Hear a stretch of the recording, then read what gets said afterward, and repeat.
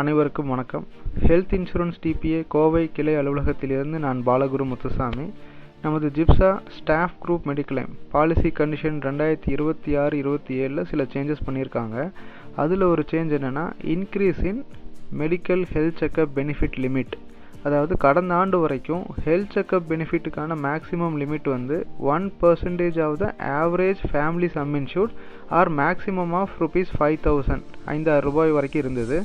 ஆனால் இந்த ஆண்டிலிருந்து, அதாவது 2026-27 இந்த ஆண்டிலிருந்து 1% of the average family sum insured or maximum of ₹10,000 பண்ணியிருக்காங்க.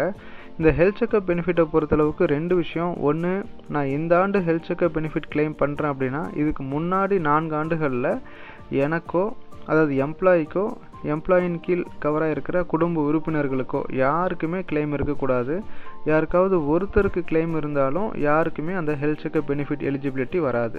ரெண்டாவது, அந்த ஹெல்த் செக்கப் பெனிஃபிட் லிமிட் அந்த அமௌண்ட்டை வந்து ஒருத்தராகவும் கிளைம் பண்ணிக்கலாம், இல்லை ஒருத்தர் ₹2,000 ஒருத்தர் ₹3,000 அப்படியும் கிளைம் பண்ணிக்கலாம். இந்த ஆண்டு நான் இப்போ ஹெல்த் செக்கப் பெனிஃபிட் கிளைம் பண்ணுறேன் அப்படின்னா அதுக்கு முன்னாடி எனக்கு வேறு எந்த ரீஇம்பர்ஸ்மெண்ட் கிளைமோ கேஷ்லெஸ் கிளைமோ ரிப்போர்ட் ஆகிருக்கக்கூடாது. இதுதான் ஹெல்த் செக்கப் பெனிஃபிட்டோட பாலிசி கண்டிஷன். மீண்டும் ஒரு பயனுள்ள தகவலோடு உங்களை சந்திக்கிறேன். நன்றி, வணக்கம்.